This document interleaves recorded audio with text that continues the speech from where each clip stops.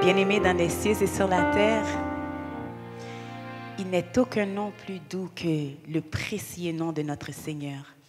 Alors, je vous encourage à entonner ce chant avec nous, avec un sourire sur les lèvres. Il se peut que vous ayez des difficultés. Mais j'aimerais vous rappeler qu'au travers des difficultés, votre Dieu est présent. Et tant que vous restez attachés à lui, il vous donnera la grâce nécessaire pour passer au travers.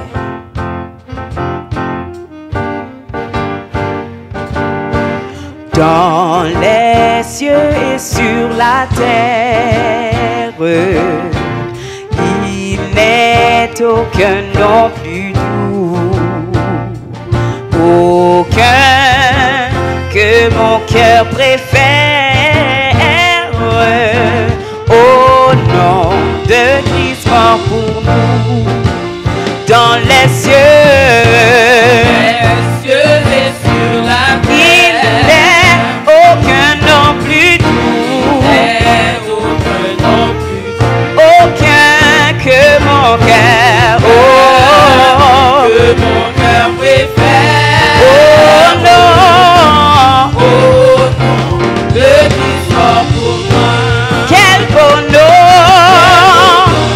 quel beau nom, quel beau nom, de loin, l'éternel. Oh, quel beau nom, que celui des magnifiques. Quelque grand que soit un homme, que grand que soit un homme, qu'il soit prince ou qu'il soit roi, de quelque nom, qu'on le nomme. Jésus est plus grand, Jésus est plus grand. Oh, quel beau nom, quel beau nom, quel beau nom, quel beau nom, porte loin de l'éternel. Quel beau nom, quel beau nom, que celui, encore une fois, quel beau nom, quel beau nom, quel beau nom, porte loin de l'éternel. Quel beau nom, quel beau nom, que celui, quelque grand que soit un homme, quelque grand que soit un homme, qu'il soit prince ou qu'il soit roi, de quelque nom. Jésus est plus grand pour moi, pour toi. Est plus grand. Oh, quel beau nom, quel beau nom, quel beau nom, porte loin l'éternel. Oh, quel beau nom, que celui Emmanuel.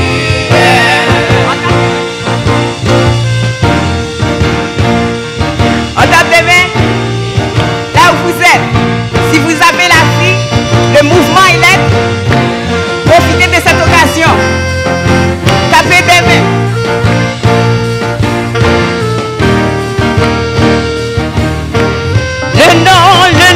Le nom de Jésus. Le nom de Jésus, plus haut que tous les noms. Roi des rois, aucun nom n'est comme le ciel. Le nom de Jésus, plus haut que tous les noms. Alpha, Oméga, encore une fois, le nom de Jésus, qui est plus haut que tous les noms. Roi des rois.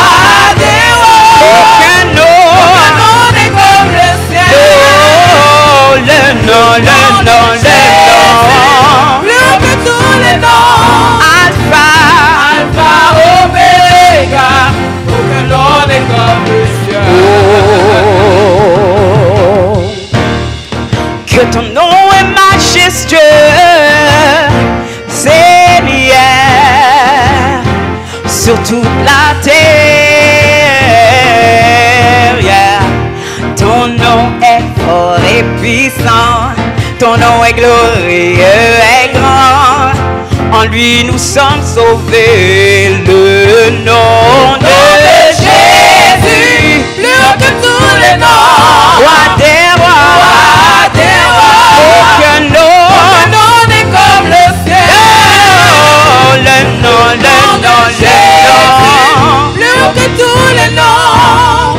Alpha, Oméga, aucun nom n'est comme le ciel. Que ton nom est majestueux, Seigneur, sur toute la terre.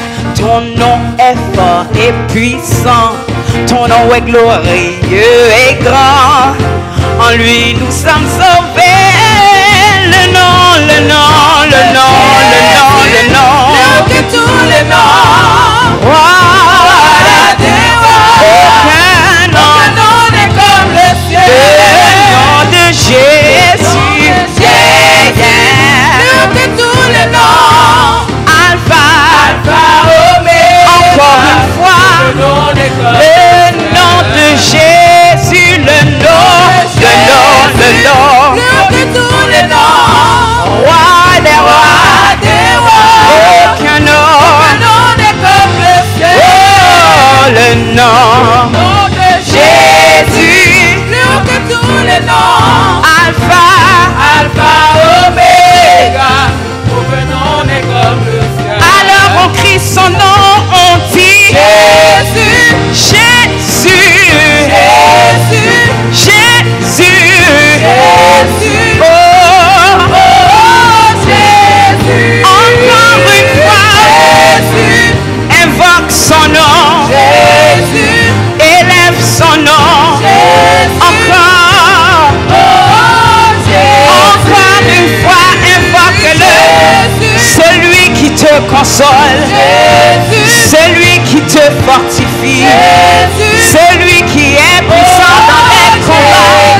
Oh Jésus, Jésus, Jésus, Jésus, Jésus, oh Jésus, Jésus, Jésus.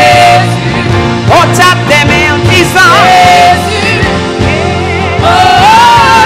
une dernière fois Jésus, Jésus, Jésus, Jésus.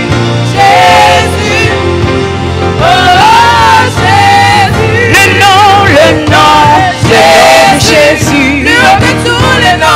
roi des rois, aucun nom, le nom de Jésus, le nom de Jésus,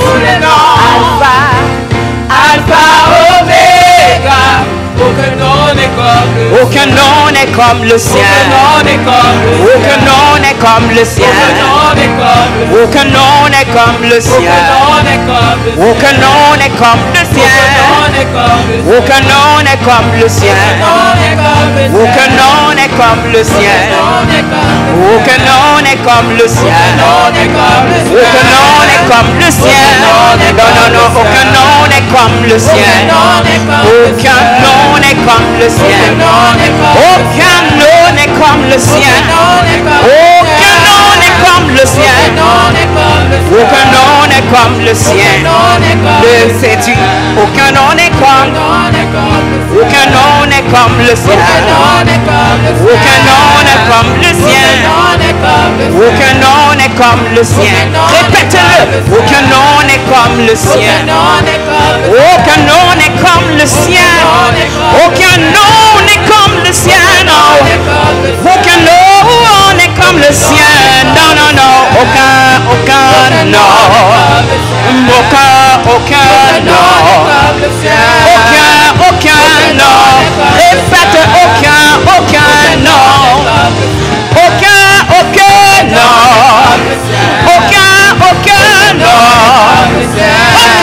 aucun nom, le nom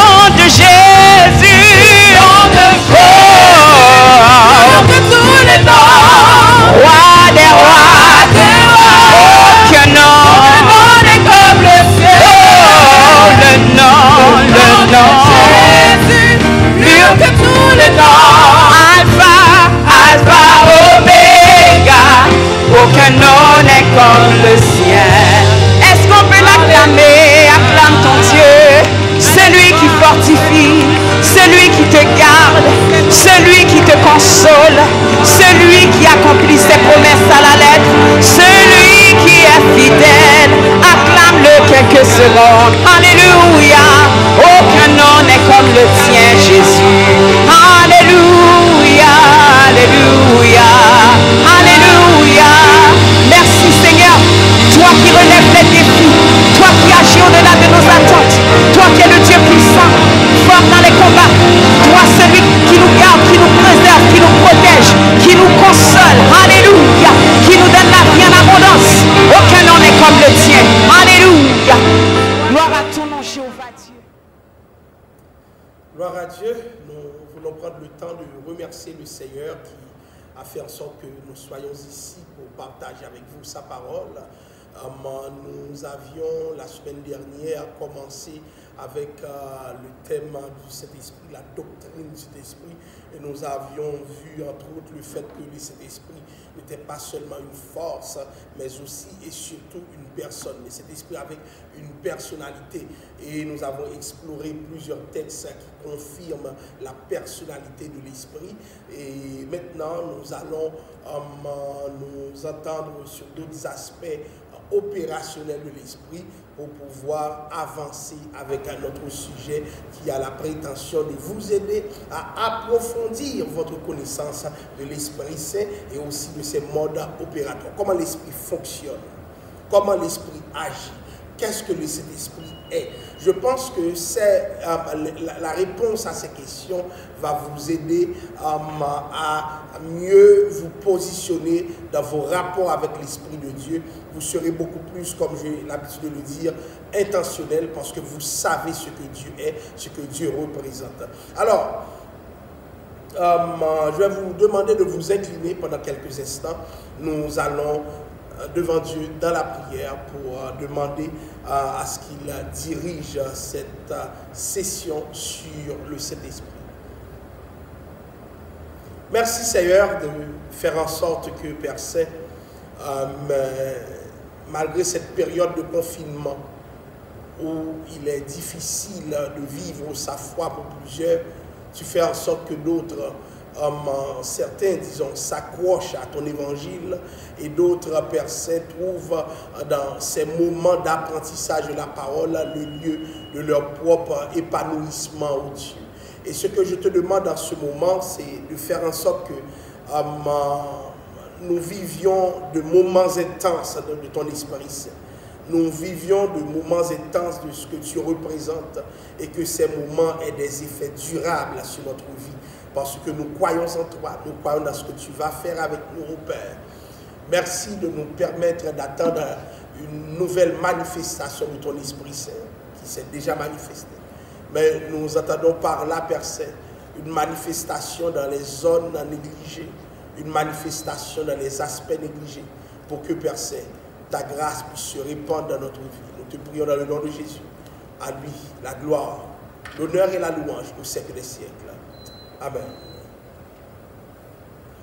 Nous allons prendre le temps de visiter avec vous la doctrine de cet esprit. Et ce qui nous intéresse par rapport à ce sujet, justement, c'est l'action de cet esprit. Nous allons voir aujourd'hui que les hommes peuvent résister au Saint-Esprit. Et plusieurs disent que la résistance au Saint-Esprit, c'est parce que le Saint-Esprit est un esprit qui agit comme une force. C'est pour cela qu'on résiste. C'est-à-dire, on oppose notre force à la force de l'esprit. C'est très important ce que nous allons voir, puisque ça va nous permettre de comprendre une chose. L'Esprit de Dieu n'est pas comme beaucoup de gens le pensent. L'Esprit a des sentiments, a une personnalité. La Bible dit dans le livre de Corinthiens, le chapitre 30, Éphésiens 4, disons le chapitre 30, verset la colombe de la version Colombe, N'attristez pas le Saint-Esprit de Dieu par lequel vous avez été scellés pour le jour de la rédemption. Pourquoi ne pas attrister? Parce que l'Esprit peut connaître la tristesse. C'est important. De même que vous pouvez être triste, l'Esprit aussi peut être triste parce que c'est une personnalité. Et la Bible nous dit de ne pas l'attrister. Mais mon Dieu, qui suis-je? Rien du tout. Mais c'est pour vous dire que nous sommes chéris par l'Esprit. Et comme nous sommes chéris par l'Esprit, il y a possibilité d'attrister le Saint-Esprit. Donc, il faut savoir qu'est-ce qui attriste cet esprit et en même temps, qu'est-ce qui plaît au Saint-Esprit. Nous voyons comme tristesse, qu'est-ce qu'il y a? Le mensonge attriste cet esprit. Dieu n'aime pas les gens qui mentent. Dieu n'aime pas les gens qui ne disent pas la vérité. Donc cela veut dire inversement que Dieu aime la vérité. Donc ce qui plaît au Saint-Esprit, c'est la vérité. Dieu n'aime pas la colère. Cela ne veut pas dire que le chrétien ne peut pas être en colère. La Bible dit de ne pas dormir dans la colère. La Bible parle aussi de la sainte colère de Dieu. Donc il est dans la nature de Dieu d'être en colère. Et ce n'est pas un péché, puisqu'aucun péché ne s'attache à la nature de Dieu. Mais il n'est pas dans la nature de Dieu de rester dans une éternelle colère. Donc c'est important que nous ne restions pas dans la colère et que la colère ne définisse pas nos orientations. Donc il faut apprendre à oublier la colère. Nous voyons encore ce qui peut attrister l'Esprit de Dieu, c'est le vol. Dieu n'aime pas que nous subtilisons les affaires d'autrui, que nous nous emparons des affaires d'autrui. Et Dieu croit dans le travail utile et fortement dans la restitution. Nous nous souvenons de ce que Zacha avait fait. Une fois que Jésus est rentré chez lui, il va restituer ce qu'il avait.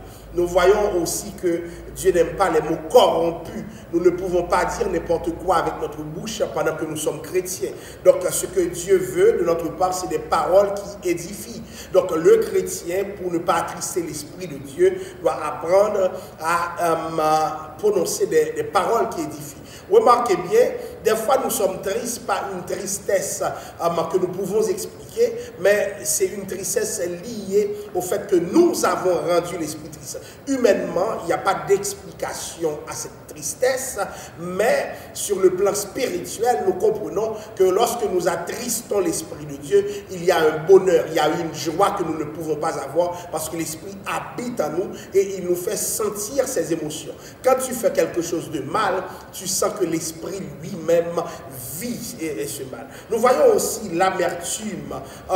L'Esprit de Dieu n'aime pas l'amertume. C'est important que nous agissions pour éviter les situations où l'amertume prend le dessus. Donc la miséricorde, l'Esprit de Dieu est miséricordieux. Donc, nous devons agir de manière à vivre cette miséricorde. Et finalement, Dieu n'aime pas la malice. On se souvient du fait que les frères de David avaient dit à ce dernier, je connais la malice de ton cœur. C'est important que nous fassions attention parce qu'il y a des gens qui ont des ambitions pour Christ, mais qui ne sont pas malicieux, mais souvent nous leur prêtons. Donc vouloir camper pour Christ n'est pas l'expression d'une malice intérieure, donc c'est différent. Par contre, il y a des gens qui sont malicieux, c'est-à-dire c'est des rusés. Ils passent en bas pour régler certaines choses. Le Seigneur déteste ces attitudes, ça attriste l'Esprit de Dieu et l'Esprit de Dieu veut que nous ayons un esprit de pardon et non de ruse parce que Dieu n'est pas dans la ruse. Donc c'est important que nous voyons cela de cette manière. Alors, attrister l'Esprit de Dieu,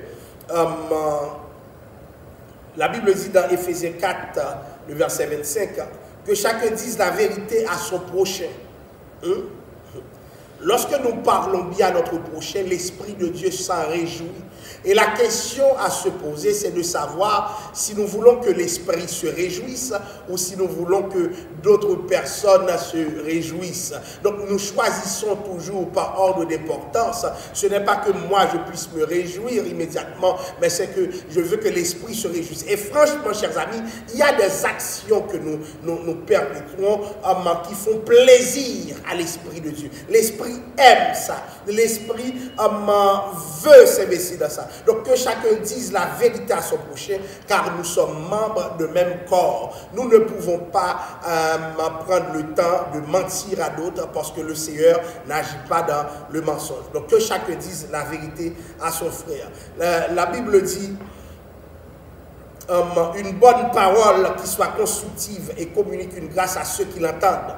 Donc Dieu aime que nos paroles soient bonnes, nos paroles soient agréables, autrement nous le plongions dans une profonde tristesse. Donc une parole constructive qui communique une grâce à ceux qui l'entendent est indispensable parce que Dieu opère de cette manière. Et la Bible dit de nous pardonner réciproquement. Vous voyez bien au verset 32 d'Éphésiens 4, pardonnez-vous réciproquement comme Dieu lui-même nous a pardonné en Christ. C'est important que nous soumettons notre vie à l'exercice du pardon, que nous prenions le temps de pardonner nos frères et sœurs, parce que cette attitude élève Dieu, cette attitude valorise Dieu et en retour nous permet d'être valorisés. Donc nous devons nous pardonner réciproquement. Alors comment...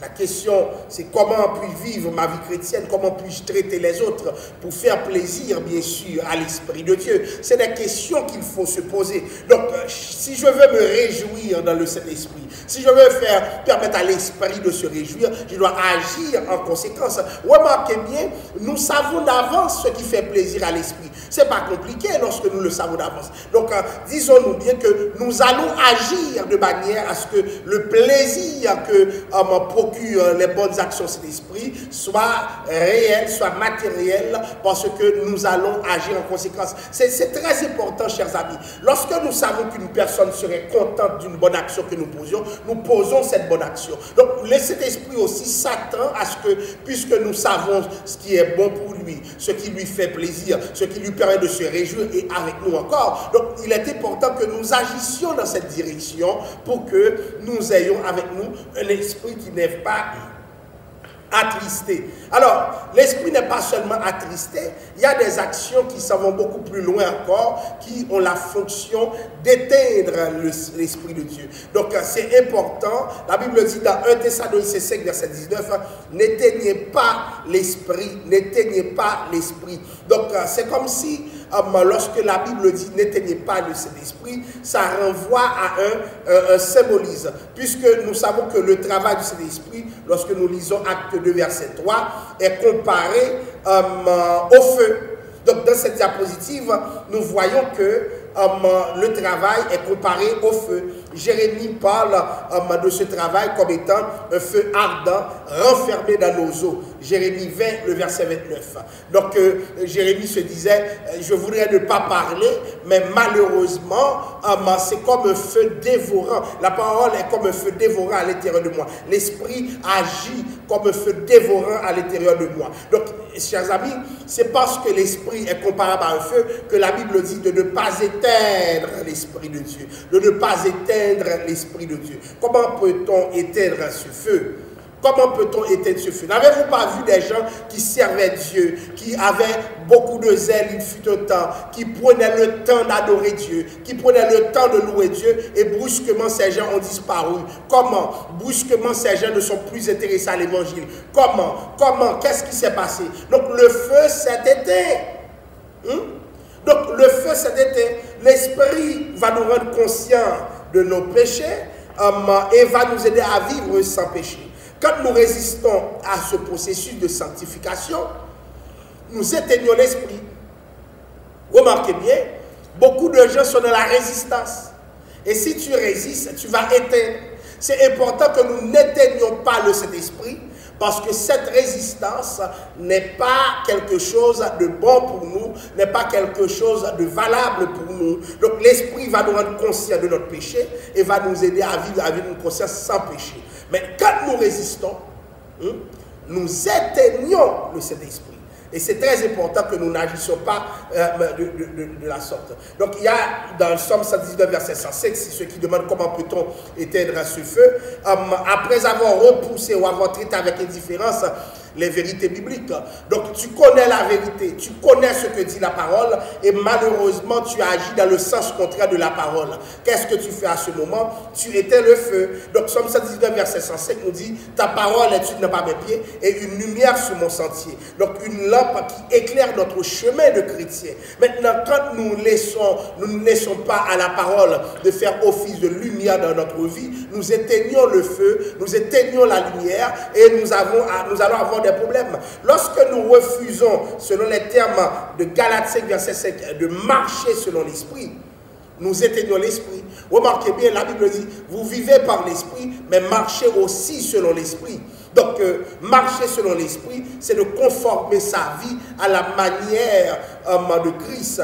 Donc, de laisser que les orientations de notre vie soient entre les mains du Seigneur, définies par Dieu et Dieu seul, par l'Esprit de Dieu et l'Esprit de Dieu seul. Donc, nous éteignons l'esprit lorsque nous voulons agir en toute indépendance, dans l'ignorance de ce que l'esprit veut.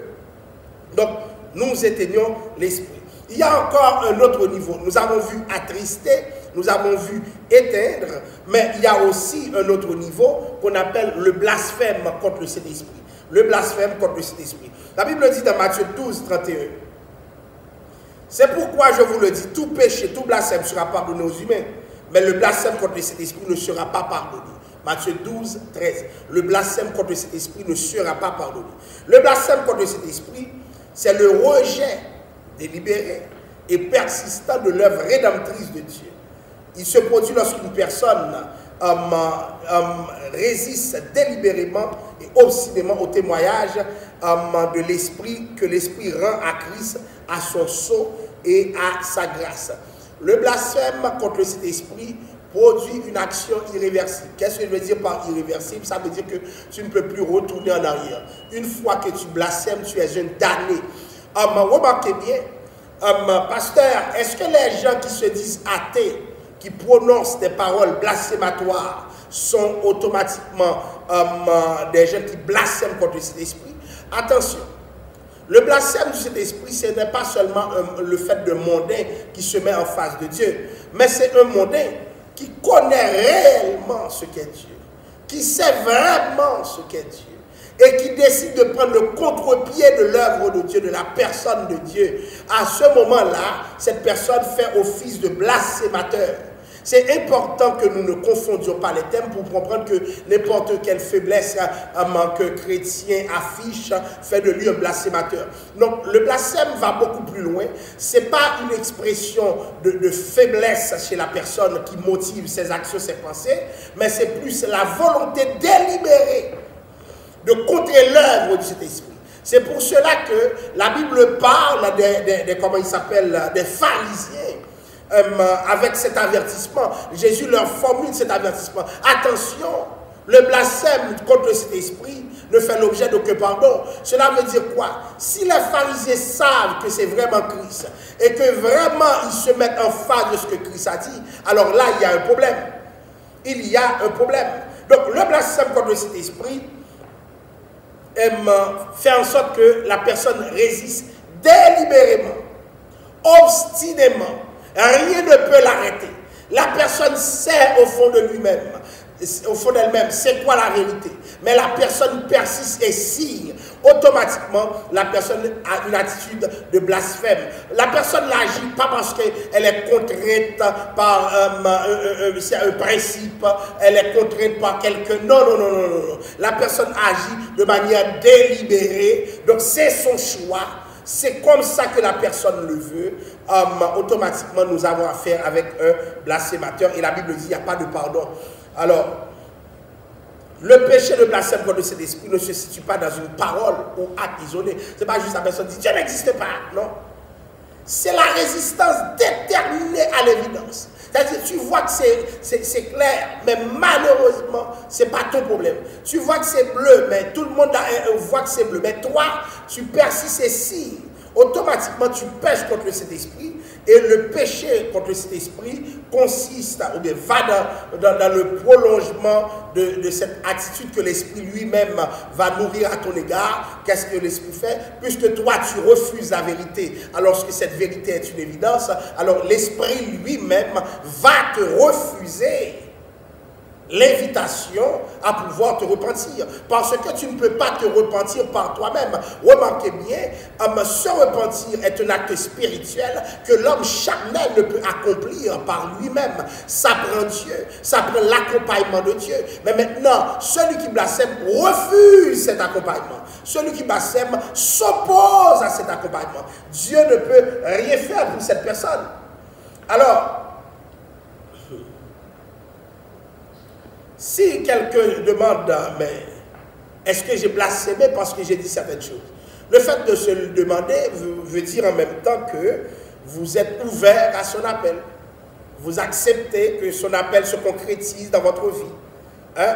Vous n'avez pas blasphémé parce que le blasphémateur sait ce qu'il fait. Il sait qu'il a blasphémé, il sait qu'il se tient en face de l'Esprit de Dieu. Alors, c'est important que nous fassions attention dans notre vie pour ne pas blasphémer, car Dieu a en horreur le blasphème. Alors, venons-en aux différents symboles de cet esprit. On a un premier symbole qu'on appelle le souffle. Le souffle, voyez-vous, le symbole s'appelle aussi le vent pour certains. La Bible dit dans Genèse 2, verset 7, l'Éternel Dieu forma l'homme de la poussière de la terre, il souffla dans ses narines un souffle de vie et l'homme devient un être vivant. Et nous verrons plus tard que le serviteur du service, c'est-à-dire le souffle du Tout-Puissant m'anime. Donc le principe qui fait que nous sommes animés est un principe spirituel car relié à l'esprit. Donc Genèse 2 verset 7, nous voyons qu'un souffle de vie a permis à l'homme d'être un être vivant. Et ce souffle de vie est une émanation de Dieu. C'est quelque chose qui émane de Dieu et qui va permettre, qui va faire en sorte que l'homme soit en vie. Et bon, plusieurs ont chanté pour dire c'est un souffle à mien. Donc pour être ce que tu es, ça prend ce souffle. Pour agir comme tu agis, ça prend ce souffle. Alors, dans Ézéchiel 37, verset 9, la Bible nous présente le souffle de Dieu, le vent de Dieu à l'œuvre. La Bible dit, Esprit vient des quatre vents, souffle sur ses morts. Esprit vient des quatre vents, souffle sur ses morts. Ça veut dire quoi? Esprit vient des quatre vents, l'esprit devrait souffler et l'esprit vient du nord, du sud, de l'est et de l'ouest pour pouvoir opérer. Donc la Bible parle, vient des quatre vents. Autrement dit, il y a eu des mauvais vents qui ont soufflé dans le temps. Maintenant, le vent de l'esprit va s'opérer et c'est pourquoi la Bible demande au prophète de parler à l'esprit et de dire, esprit, vient des quatre vents, souffle sur ses morts et l'esprit va souffler sur les morts. Et la Bible nous dit que le vent sait, nous ne savons ni d'où le vent vient ni d'où il va. Et René Page parlait de l'action de cet esprit en tant que vent. Ça veut dire quoi? Le vent, c'est le symbole du fait que l'esprit fait des actions, comme on dit, impétueuses. Le vent, on ne sait d'où il vient ou d'où il va. Ça parle de l'imprévisibilité de l'esprit. Je ne sais pas si vous avez déjà vu des fois, dans des moments auxquels tu ne t'attendais pas, tu sens l'esprit de Dieu te saisir, te motiver. Pourquoi? Parce que l'action de l'esprit est souvent imprévisible. Et nous parlons de vent pour représenter le caractère imprévisible de l'esprit, mais aussi le caractère impétueux. Voyez-vous, les vents peuvent se transformer en tempête, les vents peuvent souffler très fort. Donc l'énergie du vent, c'est comme l'énergie de l'esprit. L'esprit est comme le vent parce que le vent est immatériel. Nous ne voyons pas le vent, mais nous voyons les conséquences. Pourquoi nous ne voyons pas le vent? Parce que le vent, c'est de l'air en mouvement. Hein? mais nous voyons les conséquences du vent. Donc, action impétueuse et imprévisible de l'esprit. Ce n'est pas prévisible. C'est aussi une action d'origine céleste, c'est-à-dire que lorsque nous parlons de cet esprit, ça vient des cieux. Ça vient des cieux. L'action est d'origine céleste. L'action vient d'en haut. C'est pour cela que l'action est souveraine. L'action est au-dessus de l'homme. Qui peut arrêter le vent? Donc quand on parle de l'esprit comme le souffle, comme le vent, c'est une façon de dire aussi que personne n'arrête l'esprit de Dieu, parce que l'esprit de Dieu est comme un vent. Et si on essaie d'arrêter ce vent, il sera tellement impétueux que le blocage, comment dirais-je, dressé contre lui, n'aura pas le choix que de s'étendre pour que le vent puisse souffler. Sinon, le blocage lui-même va faire l'objet d'une explosion. Voyez-vous? Donc c'est une action souveraine. Quand on parle de l'esprit de Dieu comme du vent, et la Bible dit que l'esprit vient des quatre vents et qu'il souffle. Et c'est important, chers amis, que nous ayons en tête que l'esprit de Dieu est fort. L'esprit de Dieu se déploie comme un vent. Des fois, nous ne le voyons pas arriver, mais il arrive certainement. Des fois, nos yeux n'arrivent pas à se rendre à l'évidence, mais c'est une évidence pour Dieu. Et donc, cet vent qui vient d'en haut est souverain. En même temps, c'est le fait que cette action de l'esprit est d'origine céleste, ça met l'esprit au-dessus de l'homme. Un autre symbole de cet esprit que vous connaissez, c'est celui de la colombe. Donc la colombe, symbole de douceur, symbole de pureté, symbole de grâce, symbole d'innocence.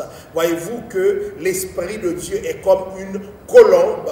Donc l'esprit de Dieu est doux, l'esprit de Dieu est pur, l'esprit de Dieu est gracieux, l'esprit de Dieu est innocent. Nous allons voir dans cette diapositive plein d'affaires qui rendent compte de ce que la colombe représente. Donc la colombe représente quoi? La Bible dit dans Luc 3, verset 22, et le Saint-Esprit descendit sur lui sous une forme corporelle, comme une colombe. Et une voix fut entendue du ciel, ces paroles, tu es mon fils bien-aimé, en toi j'ai mis toute mon affection. Donc, l'Esprit a choisi la forme d'une colombe. C'est une façon de dire Jésus lui-même représente la paix. Parce que la colombe, c'est l'image de la paix. Nous allons changer de diapositive, mais si nous disons que la colombe représente la paix, expression de Luc 3, verset 22, c'est pour que vous ayez en tête que cette colombe, comment dirais-je, que représente l'esprit, apporte la paix dans notre vie, mais la paix pas seulement à l'intérieur de nous, mais aussi la paix avec les autres. Donc Jésus, pendant son baptême, allait vivre l'expérience de la colombe. Et lorsque nous lisons Genèse 8, verset 8 à 12, nous voyons Noé avec une colombe. Et cette colombe ne trouva pas d'endroit pour se reposer sur terre. Mais que voulait dire cela?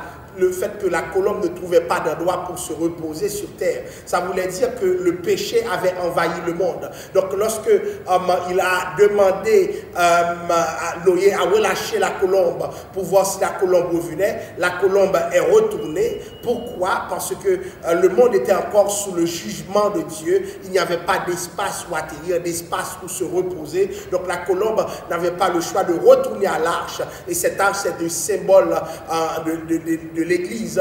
Et justement, cette colombe qui est l'Esprit Saint est retournée à l'arche. Cette arche qui était à l'intérieur d'un monde déjà jugé, d'un monde qui faisait l'objet du jugement. Donc c'est le symbole de l'Église. Donc l'Église ne pouvait pas se retrouver là où l'Esprit lui-même ne pouvait pas se retrouver. Et voilà pourquoi quand l'Église aura disparu sur terre, le ministère de l'Esprit Saint prendra fin, parce que le ministère de l'Esprit, dans cette période, dans cette alliance, si vous voulez, est attaché à celui de l'Église. L'Église ne peut agir que sous le regard de l'Esprit Saint. Mais nous voyons en même temps que, à l'opposé de la colombe, il y a aussi le corbeau. Le corbeau se nourrit de l'impureté. Sur terre, la colombe ne pouvait pas venir sur terre, mais le corbeau se nourrit de l'impureté, pas une impureté n'importe où, mais l'impureté sur terre, au milieu des cadavres. Donc il y a des, comment dirais-je, de même que nous voyons l'Esprit de Dieu opérer dans la pureté, opérer dans la paix, opérer dans l'innocence, nous voyons l'Esprit du diable opérer dans la souillure, opérer dans la guerre, opérer dans tout ce qui n'est pas bon, opérer sur des cadavres. Et nous devons faire attention parce que ce mode opératoire est problématique. Alors, nous voyons encore d'autres symboles de cet esprit qui ne sont pas moins importants. Autre symbole de cet esprit, nous avons aussi l'huile comme symbole de cet esprit. L'huile comme symbole de cet esprit. Et c'est très important que nous comprenions la fonction de l'huile comme symbole.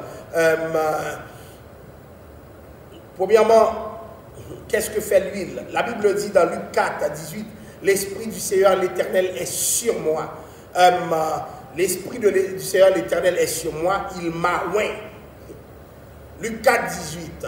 Donc, il y avait dans l'Ancien Testament l'onction d'huile qui était répandue sur la tête. Nous voyons les rois, les prophètes, les sacrificateurs faisaient l'objet de l'onction d'huile. David était désigné avec l'onction d'huile. Et puis, nous avons aussi Aaron, l'onction d'huile. Donc, beaucoup de gens dans la Bible ont connu l'onction à travers l'huile qui était répandue sur leur tête. La Bible parle, c'est comme une huile précieuse qui est répandue sur la tête, descend sur la barbe d'Aaron et se répand tout au long de ses vêtements. Donc c'est important que nous comprenions que l'onction d'huile, c'est un des fondamentaux de la parole. Acte 10, 38, nous avons vu que Dieu a oint du Saint-Esprit et de force Jésus de Nazareth. Jésus était oint du Saint-Esprit, Jésus était oint de force aussi. Il y avait une force qui se dégageait de Christ parce qu'il a été oint de cet esprit. Et c'est comme si la Bible présentait l'esprit comme une sorte d'huile. Et nous nous rappelons, quand la Bible dit c'est comme l'huile précieuse qui est répandue sur la tête, descend sur la barbe. La Bible dit c'est là que l'Éternel envoie sa bénédiction en abondance. Donc c'est là où l'esprit se manifeste. Or l'esprit a oint et Jésus de Nazareth. L'esprit a oint Jésus de Nazareth. Ça voulait dire beaucoup le fait que l'esprit a oint Jésus de Nazareth. Et la Bible nous dit dans 1 Jean 2 verset 20, vous avez reçu l'onction de la part de celui qui est saint et vous avez tous la connaissance. Remarquez bien, si dans l'Ancien Testament l'onction d'huile était réservée à une catégorie de personnes et non à la totalité des croyants, et non à la totalité du peuple d'Israël, dans le Nouveau Testament, la Bible parle, Jean parle comme à la totalité des croyants, vous avez reçu l'onction de la part de celui qui est saint. C'est important que nous sachions, tous les croyants ont reçu l'onction. Ça veut dire que l'huile est comme versée sur la tête des croyants. Tous les croyants ont reçu l'onction. Donc tous les croyants agissent en fonction de cette onction débordante qui se retrouve sur eux. Donc nous ne demandons pas l'onction, mais nous avons reçu l'onction. Nous avons reçu l'onction de la part de celui qui est saint. Nous avons reçu l'onction de la part de celui qui nous donne la connaissance. Donc nous avons reçu onction, nous avons reçu connaissance. Maintenant, puisque nous parlons d'huile, nous ne pouvons pas perdre de vue l'huile qui se trouvait dans les lampes des vierges. Matthieu 25, le verset 4. Nous voyons que cette huile avait une fonction d'éclairage. Autrement dit, lorsque nous disons que nous avons l'onction, nous disons en même temps que nous sommes éclairés par l'Esprit de Dieu. L'Esprit pourvoit à notre éclairage. Donc cette onction qui se trouvait, cette huile qui se trouvait dans les lampes des vierges, vierges favorisait l'éclairage en permanence. Et c'est pour cela que ces vierges devaient acheter de l'huile. Et il a été estimé que celles qui n'avaient pas d'huile dans leur lampe étaient tout simplement des négligents. Donc ce n'est pas normal que des chrétiens agissent en toute négligence. Donc nous devons avoir de l'huile et de l'huile en quantité puisque Dieu nous a appelés à lui. Donc l'huile des lampes des vierges va nous fournir l'éclairage sur ce plan. Si vous lisez Exode 27, verset 20 à 21, vous verrez que dans Exode 27, verset 20 à 21, il y avait une huile qui favorisait l'éclairage du tabernacle en permanence. Le tabernacle était sans cesse éclairé. Pourquoi? Parce que de l'huile était présente en permanence. Autrement dit, s'il n'y avait pas de blackout, s'il n'y avait pas de ténèbres, de noirceur à l'intérieur du tabernacle, c'est parce que l'huile était là en permanence. Et justement, tant et aussi longtemps que l'huile de Dieu est dans notre vie, nous sommes en permanence éclairés. Et c'est ce que nous sollicitons de la part de Dieu. Et c'est pourquoi la Bible dit de ne pas éteindre, parce que éteindre, c'est empêcher à l'huile de se répandre en abondance. Nous voyons aussi que Jean 16, verset 14, l'huile donne l'illumination, l'intelligence des vérités célestes. Puisque l'huile a une fonction d'éclairage, donc il faut dire que l'huile nous illumine. Il y a des choses que nous ne pouvons pas comprendre par nous-mêmes. Il y a des choses que nous ne pouvons pas accepter. Il y a des choses par rapport auxquelles nous n'avons aucun discernement, mais que fait l'huile? L'huile nous donne l'intelligence qu'il faut pour que nous puissions aller de l'avant. Donc on parle de l'intelligence des vérités célestes selon les termes de Jean 16, le verset 14. Alors, je poserai la question à ceux qui m'écoutent en ce moment. Est-ce que vous estimez que vous avez de l'huile dans votre vie? Est-ce que vous estimez que le Saint-Esprit est dans votre vie? Parce que dans la Bible, l'Esprit est comme l'huile. Et l'huile doit se répandre sur notre tête. Le problème, c'est que plusieurs pensent que l'onction, c'est une affaire de pasteur, c'est une affaire d'ouvrier haut placé. Mais l'onction, c'est une affaire de toute l'Église parce que Dieu veut que l'huile soit répandue sur notre tête, l'huile soit répandue dans tous les aspects de notre vie. Alors, le dernier symbole que nous allons voir aujourd'hui, après l'huile qui se répand sur notre tête, l'huile que les croyants chérissent, il y a aussi le feu. Le feu, c'est quoi? Acte 2, versets 3 et 4, la Bible dit « Des langues semblables à des langues de feu leur apparurent séparées les unes des autres et se posèrent sur chacun d'eux. Et ils furent tous remplis de cet esprit et se mirent à parler à d'autres langues selon que l'esprit leur donnait de s'exprimer. » Ça veut dire quoi le feu? Le feu fait comprendre que l'Esprit de Dieu opère sous une forme qui pourrait être problématique pour certaines personnes. Et nous voyons que dans l'Ancien Testament, la Bible parlait d'une colonne de nuée et d'une colonne de feu. Et c'est des actions de l'Esprit Saint. L'Esprit était comme le feu, donc ça permettait de voir la nuit. Encore une fois, nous voyons la fonction d'éclairage par le feu, mais aussi le feu a une autre fonction que nous devons visiter, c'est que l'action purificatrice de l'Esprit s'accomplit par le feu. Donc nous voyons dans Luc 10, verset 2, que l'Esprit est en train de purifier. Donc l'Esprit juge, l'Esprit purifie, l'Esprit convainc de pureté, donc de péché, de jugement. Tout cela, c'est l'action du feu. Et c'est pour cela que lorsque Ésaïe 6, dans sa vision, vit qu'il avait un problème, la Bible dit l'ange va lui donner quoi? Une pincette chaude. Et justement, cette pincette chaude, c'est l'expression du feu. Donc c'est l'action purificatrice de l'Esprit qui juge et qui purifie de l'impureté. Donc c'est là que nous voyons la question du feu. Nous voyons aussi que le rôle de l'Esprit, c'est de convaincre de péché et de jugement. De convaincre de péché et de jugement. Maintenant, beaucoup parlent de l'Esprit comme celui qui va nous baptiser. Effectivement, la Bible parle du baptême de cet esprit et de feu.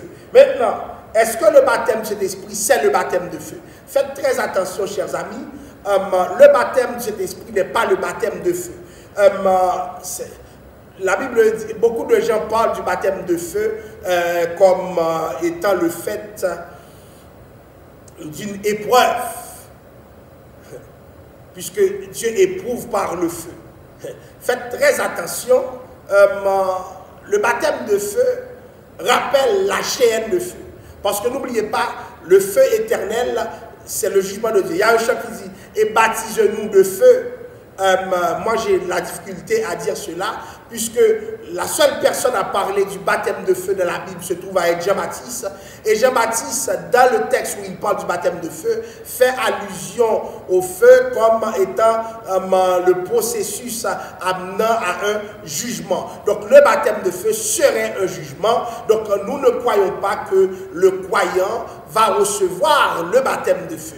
Donc, le baptême de feu, chers amis, fait allusion à la géhenne, fait allusion à l'enfer, au jugement éternel. Mais beaucoup de personnes demandent le baptême de feu, mais je vais vous dire que les théologiens s'accordent pour dire, plusieurs théologiens pour dire que non, le baptême de feu est différent du baptême du Saint-Esprit, parce que ce baptême nous emmène quelque part que certaines personnes ne sont pas à l'aise pour, comment dirais-je, comprendre. Donc, je ne demande pas le baptême de feu, par contre, je demande le baptême du Saint-Esprit quand je ne l'ai pas. Mais maintenant, le croyant est déjà baptisé du Saint-Esprit. Il ne faut pas que le croyant demande le baptême du Saint-Esprit, sachant qu'il est déjà baptisé du Saint-Esprit. C'est la condition pour être croyant. Il faut être baptisé du Saint-Esprit.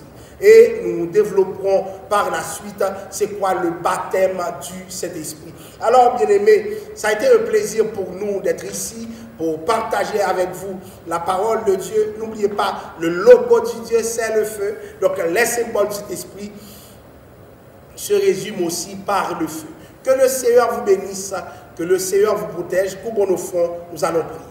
Dieu d'amour, Dieu de compassion, merci de cette aventure spirituelle que tu as permis que nous ayons ensemble, que nous puissions vivre ce que tu veux faire avec nous et que nous puissions comprendre que ton logo c'est le feu, l'Esprit de Dieu se révèle par le feu et que Père Saint, dans cette révélation progressive, nous puissions nous situer Père Saint et comprendre l'œuvre rédemptrice de l'Esprit Saint. Cher Seigneur, nous te prions, non pas que nous soyons bons ou dignes, mais dans le précieux nom de Jésus. À lui la gloire, l'honneur et la louange au siècle des siècles.